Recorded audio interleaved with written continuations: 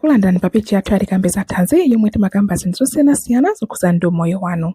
Tsiku la lero tikuyamba mtunda ukambirana za matenda aja ankhawa kapena kuti depression. Mmene timachitira nthawi zonse tiyamba kale taona za ziwalo zomwe zimatenga mbali yayikulu matenda amenewa ankhawa. Tidakambapo za ubongo ndi ntchito zake, ndiye ngati simunaone mavidiyo ya ubongo tiyika linki kuti muonere pakuti libera mumchenga nkutani kodi kuyambira limodzi.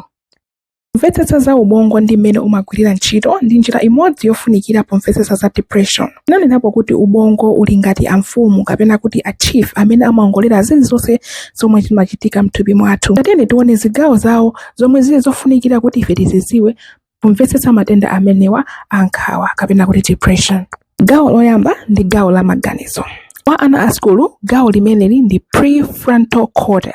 Limeneli ndi gawo lomwe limapezeka paseli pa chipumi chathu. Limatithandiza ndi kupanga zikhanizo, kuthana ndi ziphinjo kapena kuti problem solving. Komanso limatithandiza kuongolera mmene tikumvera mthupi kapena kuti controlling our feelings. Kwa anthu amene ali ndi depression, mbali imene itu ya ubongo yawo imakhala kuti yafowoka. Pamakhala pofuta kupanga ziganizo za moyo wawo, kukhala ndi chidwi pa zinthu kapena kuti focus, komanso kumakhala kuvuta kutakasika kuti apange zinthu kapena kuti motivation. Gawo laliwiri lomwe tikulena kuliziwa la ubongo ndi lomwe limatithandiza ife kukumbukira zinthu. Chizungu gawo limeneli timalitcha kuti hippocampus. Gawo chimenechi chimatithandiza kukumbukira zinthu komanso chimatithandiza kulongosola mmene tikumvera mthupi kapena kuti pa chizungu managing our emotions.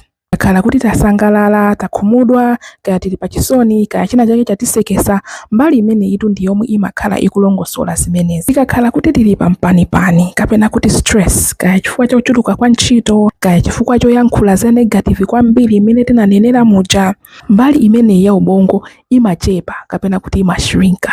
Mbali imene ikachepa chonchi zimatipangisa kuti upangiri wathu wokutha kulongosola mmene tikumvera mthupi kapena kuti managing our emotions zimene zimakhala zovuta. Mwachitsanzo, pakachitika chinthu chodandaulitsa, munthu umatha kukhala wodandaula nthawi yayitali chifukwa chokuti mbali imeneyi yashrinka kapena kuti yachepa. Gawo lomalizira lomwe tikuyenera kulidziwa mtsiku la lero ndi gawo lotchedwa pa chizungu amygdala. Ine dzina limene limandivuta ndimangokumbukira magadalena. Mbali imeneyi itu ya amygdala ndi yomwe imakhala ngati alarm yomwe imalira pakakhala kuti pali chinthu choopsa kuti tikonzeke komanso kuti tikhale atcheru. Mbali imeneyi ndi yomwe imatithandiza kukhala ndi mantha. Chitsanzo, mukuyenda mwatembenuka, mukuona galu ali paliwiro akukuthamangisani.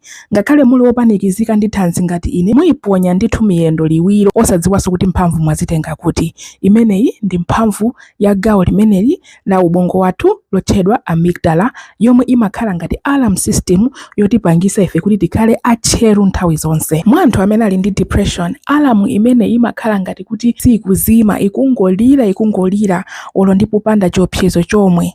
Kotero kuti anthu amenewa amakhala ndi mantha akulu kwambiri kapena kuti pa chizungu fear and anxiety. Naphunziranso za